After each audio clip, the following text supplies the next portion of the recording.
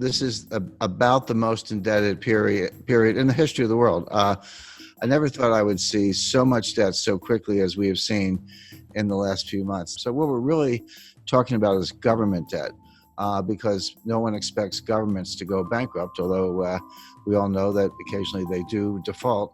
We've seen many cases of that, but certainly not the United States or the UK or Spain or France. No one expects any of those countries to default anytime soon.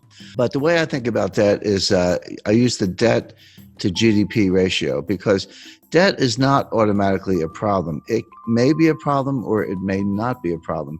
It all depends on how much income or output you have to service the debt. So just to give a simple example, let's say you have a credit card and you have a $50,000 balance on your credit card. You owe the bank $50,000. Is that a problem?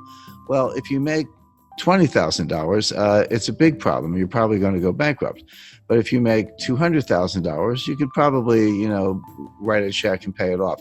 So the answer as to whether the debt is a problem or not can only be thought about in relation to your income.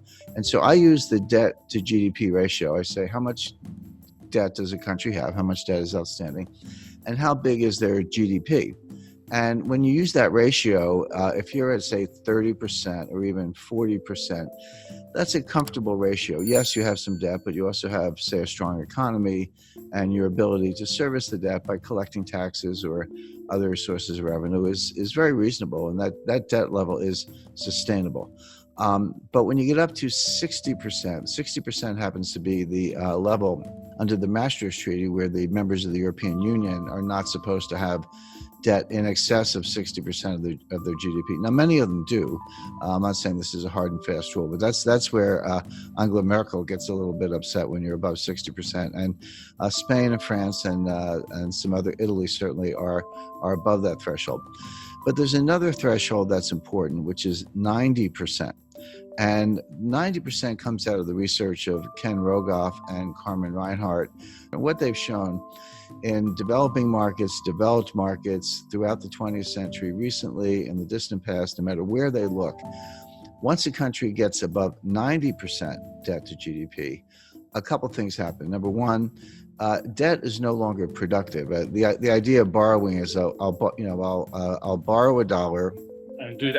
I'm going to do something with that money. Huh? Yeah, I'll borrow the $1, I'll spend the $1, but I'll get $1.20 of GDP because, I'll spend it on something, but then the recipient, he'll spend it, and then someone else will spend it. And by what's called velocity, or the turnover of money, you'll actually get more than you borrow. That's Keynesian economics, very simplified version of it.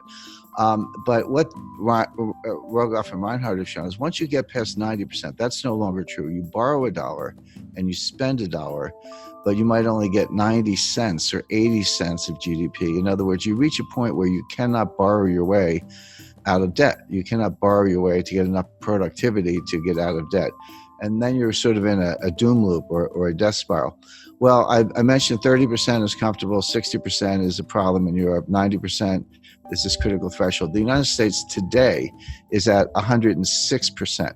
But we are very rapidly moving to 120%. When you take the additional $5 trillion of new deficit spending that the Congress has approved and put that on top, and bear in mind, the GDP has gone down, right? So your denominator is shrinking, your numerator is going up, which means the fraction is going up, and now the debt is well in excess of 100%. It's actually coming into 120%. So all of a sudden, the United States starts to look like Italy, or for that matter, Lebanon or Japan, which is the highest of all.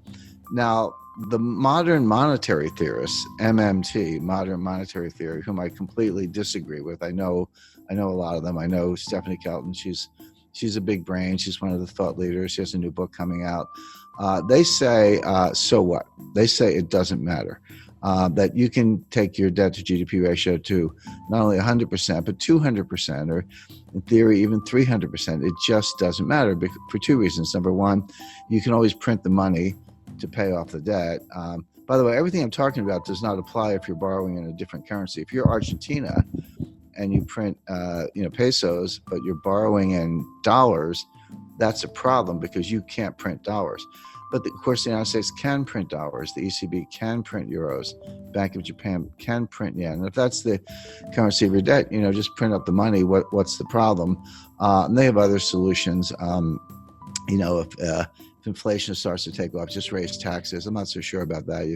You've borrowed yourself into oblivion. You get inflation, and you think you can tax your way out of it. That doesn't sound like a very good way to go. But the bottom line is that all the countries, starting with the United States, but all the major developed countries, are now in these sky high and rising debt to GDP ratios. Now the question is, what's going to happen next?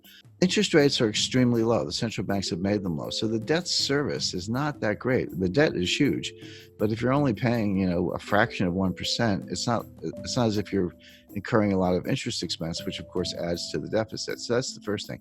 We don't have inflation. People who say that, the money printing that the central banks are doing to buy the debt, which they are, is inflationary. That's not true. That's a kind of gross misunderstanding, comes out of Milton Friedman, et cetera.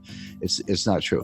What does cause inflation is velocity, which is the turnover of money. People lose confidence in money, and they spend it, and someone else gets it and they spend it. Everyone's spending it because they want to run into hard assets, land, gold, silver, fine art, real estate, et cetera, or just buy a car because they think the price is going up, or a refrigerator, whatever it is.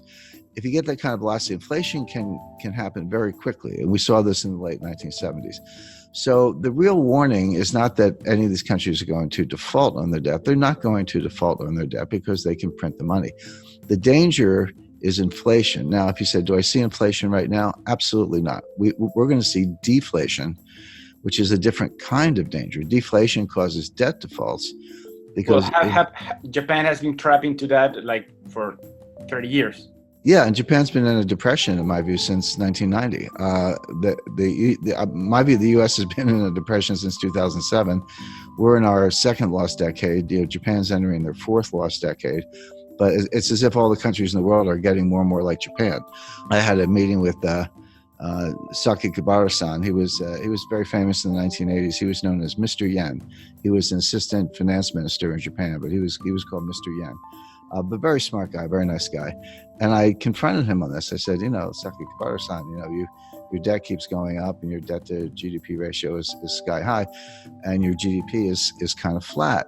And he said, yes, but you're missing one thing. He said, our population is going down, which is true.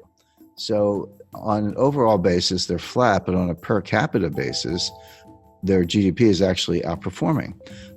So I said, so the logic of that is that someday there'll be one person left in Japan and she will own the entire country and be the richest person in the world. Well, it's very bad for Argentina, and here's why.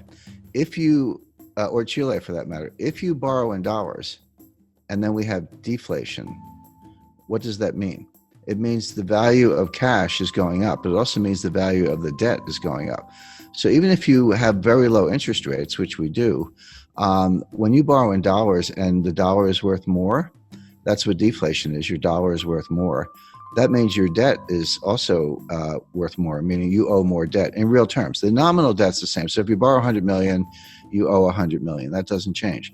But if you have deflation, so that the 100 million is actually more valuable. See, this hasn't happened since the 1930s. People don't understand. No one alive has really lived through a strong deflationary period. A lot of us have experience with inflation. We had it in the United States in the late 70s, and you're right, Argentina's had it on multiple occasions, and we can name other countries. People have a sense of what to do in inflation, but no one alive has experienced serious deflation since the 1930s. And if you did, you're 95 years old today. So people don't really understand it. But one of the things it does, it makes the real value of debt go up. So in real terms, you owe more money. So if you were in trouble to begin with and you borrowed money to get out of trouble, but the value of the debt goes up, now you owe more money. Now where do you stand? It may not show up in interest payments, but every dollar becomes more and more difficult to get. The dollar's worth more. So what it means is that you see a strong dollar. Now, your local currency could be weaker against the dollar. That's true. That could help exports. It could help tourism. So, there's no tourism right now. There's Yeah, not going to be more tourism. well, you make a good point. There is no tourism today. I'm on a mountain, and you're in a home or studio or someplace. So right, there's no tourism going on today. But assuming it comes back next year, if you have a really strong dollar, in theory, an American could, or European for that matter, could look at Argentina. I've been to Argentina many times. It's one of the most beautiful countries in the world, and nice people, great restaurants. So, but it could look kind of like a bargain to somebody with a very strong currency. Sure. But that's not really Argentina's problem. Argentina needs more high-tech industry, more high-value-added industry. It needs to break out of what's called the middle income trap, where you get to a certain point, but you can't get past that point because you can't just do it with assembly style manufacturing jobs. You need high value added jobs. You need technology is what you need. And all the developed economies are facing the same issue. That applies to all of Latin America, Chile, Mexico, Colombia. Correct, but it applies to most of Asia as well. This is China's problem. China's not going to continue the kind of growth we've seen over the last 20 years because they've used up that. When I studied development economics in the 1970s in graduate school, and we used to think that the hard part of development economics was getting from low income to middle income. And then we say if you get to middle income, it's a straight path to high income. Turns out that's not true. Getting from low income to middle income is actually pretty straightforward. You have to get rid of corruption and you need to ease up on regulation. But you can, if you have foreign direct investment and people come from the country to the cities and you do, kind of simple manufacturing, et cetera, you can get a really good export machine going and earn hard currency reserves. So that part's easy. The hard part is getting from middle income to high income, because it turns out you can't just do more of the same. You actually need more high value added. You need technology today, and that's what I would advise every country to be working on, including Argentina, where the Argentina has a very very highly educated workforce. I mean, Argentina would be a good case to why don't we make iPhones in Argentina instead of China, and we're going to bust up. The United States is going to bust up the supply chain to China. We're going to shut over time. Won't happen overnight, but we're going to pull those factories out or shut them down and move them elsewhere. So the question is, if I were advising any developing economy, I would say, how can I become a supplier to the United States? If they're going to get rid of China, which we are for a lot of reasons, I'd want to be in the list. And we're actually looking at Jordan as a country that could make cell phones. India is a big case because they have cheap labor. Argentina, I think, is a better candidate because they have a more highly educated workforce.